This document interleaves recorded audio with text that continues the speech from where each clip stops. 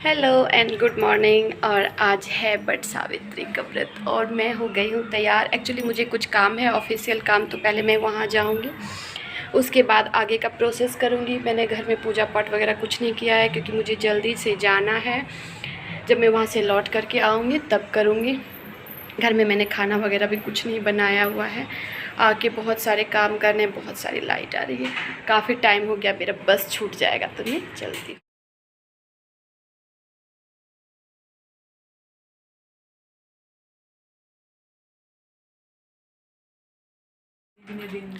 Hello, और मैं यहाँ अपने ड्यूटी से आ चुकी हूँ और ये देख रहे हैं मेरे कपड़े जो है यहाँ बिखरे पड़े हैं।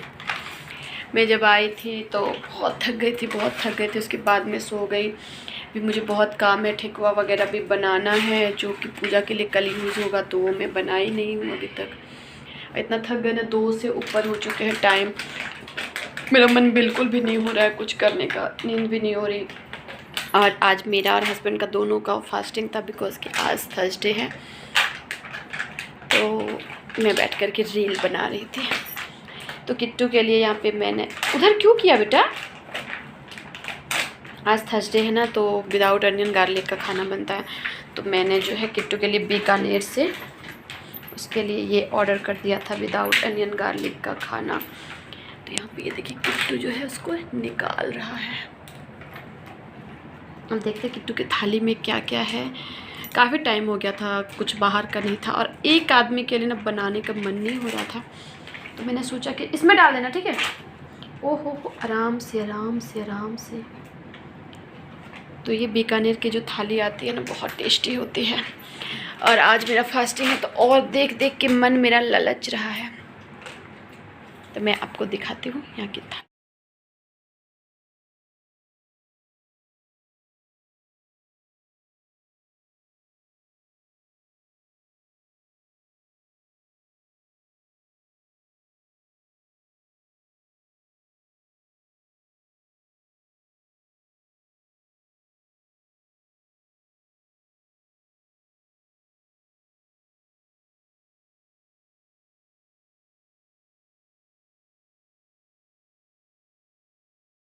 हेलो, और अब जो है ना शाम के बज गए हैं 5। तो मैं यहाँ पे बैठ गई हूँ अपना। यहाँ पे मेरे सारे सामान आ चुके हैं। देखिए यहाँ पे है मेरा सूजी, मैदा, ओ शिट, ये देखिए मेरा चना जो है ना यहाँ पे फट गया है। और मैं इसको लाई थी भिगोने देने के लिए कि इसको चना भी चाहिए होता है सुबह में। मैं हर साल घर जाती थी ना, तो मुझे कुछ पता नहीं चल पाता था मम्मी क्या क्या करती थी क्या नहीं करती थी। सारे काम वही लोग करते थे, मुझे तो कुछ मतलब भी नहीं रहता था। इस बार हम घर को बहुत मिस कर रहे हैं, मम्मी को खास करके बहुत मिस कर रहे हैं। मैं क्या ही बताऊं कि मुझे कैसा लग रहा है। ये सारे काम जो है ना, सारी जिम्मेदारियां हर साल मम्मी पूजा करती थी, निभाती थी। आज मैं जो है बिल्कुल ही अकेली हो गई हूँ। यहाँ पे मैं जो है चना भिगोने के लिए डाल दिया है।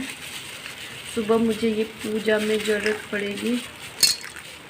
आज मेरे साथ जो ट्रेजेडी हुआ मैं आप लोगों को बताती हूँ।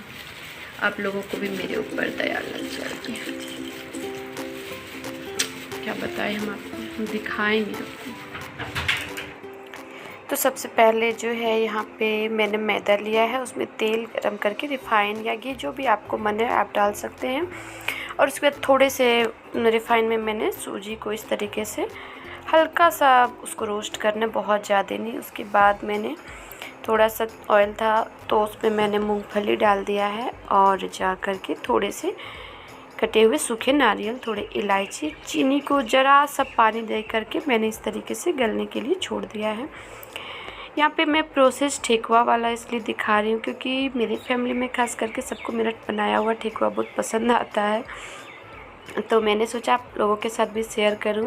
तो यहाँ पे मैंने ऑयल को मिक्स कर लिया था, फिर उसमें सूजी जो रोस्ट करके डाला रखा था वो भी ऐड कर दिया। फिर यह मूंगफली और ये सूखी हुई नारियल, वो भी बहुत, इसमें ड्राई फ्रूट और भी बहुत ज़्यादा मत डालिए क्योंकि वो अच्छा नहीं लगता है। किशमिश वगैरह हो गया, काजू वगैरह हो गया, वो बहुत अच्छा आपको फ्लेवर नहीं देगा। तो बस इसमें आप ज़्यादातर आप इसमें ये ड्राई कोकोनट जो होता है ना वही डालिए। ड्राई कोकोनट का पाउडर भी आप डाल सकते हो, वो और भी अच्छा टेस्ट देगा इसमें। वो डाल के एक डिफरेंट तरीके से बनाया जाता है। फिर यहाँ पे मैंने थोड़ा सा चीनी, और एक चीज़ का ध्यान रखिएगा, पानी जो है ना एकदम हल्का हल्का डालना है क्योंकि ज़रा सा ये मैदा होता है ना, तो ज़रा सा भी पानी ज़्यादा हो जाएगा ना तो फिर सारा का सारा मतलब प्रोसेस ही बर्बाद हो जाएगा और टेस्ट बिल्कुल भी नहीं आएगा। ज़रा सा भी गील टाइप का हो जाएगा ना, गीला जैसा हो जाता है, तो हल्का हल्का सूखे सूखे रहे ताकि साइड से वो टूटते रहे ना, तो फिर वो बहुत ही क्रिस्पी बन के तैयार होते हैं। और सूजी और मैदा का क्वांटिटी में एक मेजरमेंट बता देती हूँ।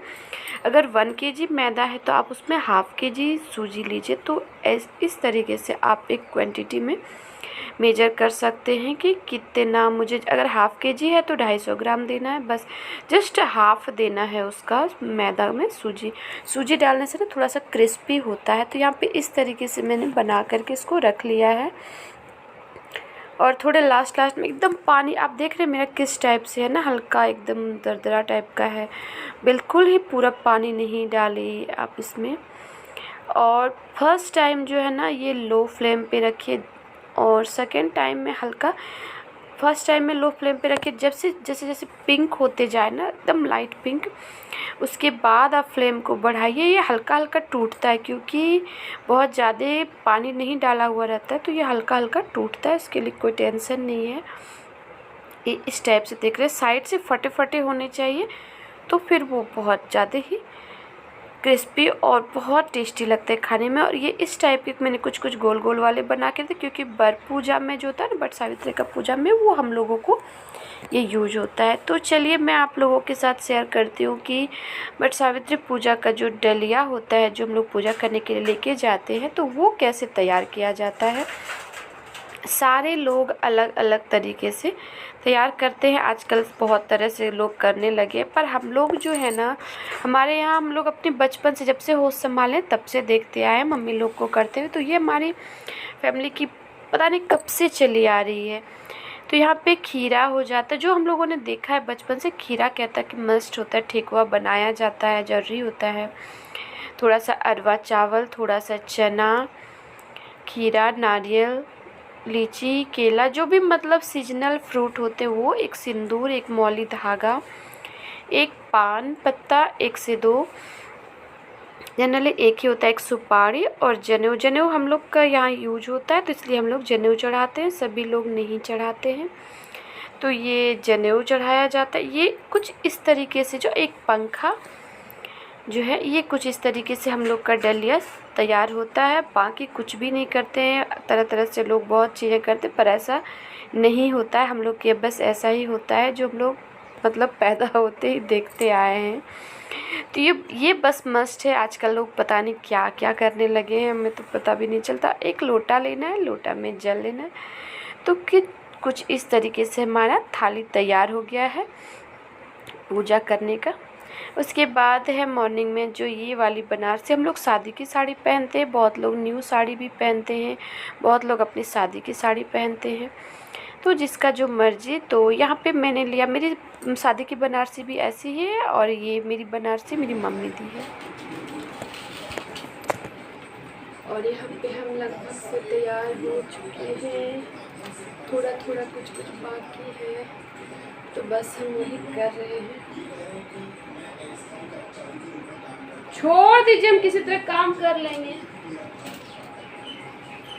एक्चुअली मुझे डबल टेप चाहिए जो कि मुझे मिल नहीं रही है, इसको फिक्स करने के लिए। तो मुझे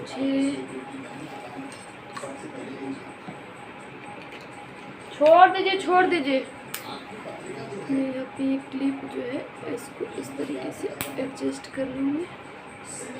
एक जो है ना मेरा ये वाला झड़ गया है, वो अभी तक मैंने ज्वाइंट नहीं कर पाया।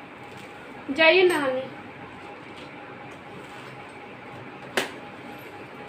और जो है ये मेरा हम लोगों को ना ये बहुत ज़रूरी होता है पहनना, तो इसलिए इसको पहनने में ना बड़ा समस्या है। बस आ गया। तो ये बहुत ही इम्पोर्टेंट चीज़ है। सारे लोग नहीं पहनते बट हम लोग पहनते हैं। एक्चुअली मुझे बहुत अच्छा लगता है क्योंकि साल भर में एक बार तो ऐसा गेटअप बनाने का मौका लगता है, तो ये मौका हम लोग छोड़ना नहीं चाहते हैं। तो बस मुझे ये चूड़ियाँ पहननी बाकी है, तो मेरी चूड़ियाँ यहाँ रखी हुई पिंक पिंक कलर की, वो मैं डाल लूँगी। और ईयरिंग जो है वो भी मैंने बड़े बड़े वाले नहीं पहने, मुझे मन नहीं कर रहा था पहनने का। तो ये लाह की जो होती है ना, ये चिपक जाती है एक्चुअली, इसमें फिर से हवा लगेगा। ये वाली जो साड़ी है ना, ये मैंने लिया हुआ था, उसमें मेरा बेटा का जन्म हुआ था तो मम्मी ने मुझे ये साड़ी दी थी। ये आप देख पा रहे हैं पूरा, ये कुछ इस तरीके से है। मैं आपको मिरर में पूरा दिखा दूँगी। तो अब मैं ये चूड़ियाँ पहन लूँगी।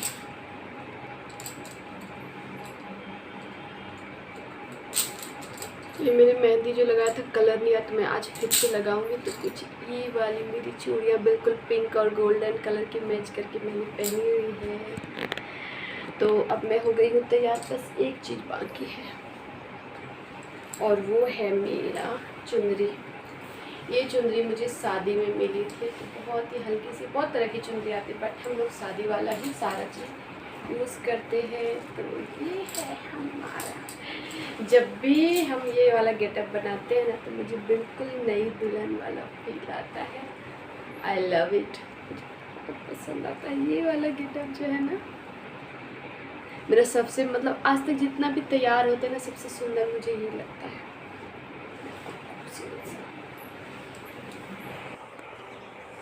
तो यहाँ पे हस्बैंड वीडियो बना रहे थे, पता नहीं कैसे कैसे उन्होंने वीडियो, काफ़ी भीड़ था आप देख पा रहे हैं। तो पूजा करने का प्रोसेस में कुछ खास दिखा नहीं पाई। यहाँ पे जो हम लोगों ने बचपन से देखा हुआ है, बस उसी प्रोसेस से हम लोग पूजा करते हैं। तो हस्बैंड वहाँ बहुत सारी लेडीज़ थी तो जाके बना नहीं पाए, दूर दूर से बना रहे थे। तो ये जो फेरा लगाया जाता है ना, ये 7 बार जो भी फल फ्रूट लेके जाते हैं वो सब पेड़ के नीचे, जो है बरगद के पेड़ के नीचे रखा जाता है, बरगद के पत्ते पे। और फिर इस तरीके से वो मौली धागा लेकर के 7 बार घूमा जाता है। कहा जाता है ये जो मौली धागा होता है ना, उसको बांधना नहीं चाहिए, मतलब कोई भी बस धागा उसमें बरगद के पेड़ में अटका देना चाहिए। और उसके बाद 7 फेरा लगा करके, बहुत लोग उसको तोड़ के घर ले जाते, बट ऐसा नहीं किया जाता है। उसको तोड़ना ही नहीं चाहिए, वो 7 फेरा माना जाता है। तो उसको वहीं पे अटका के छोड़ देना चाहिए, चाहे मौली कितना भी हो बड़ा।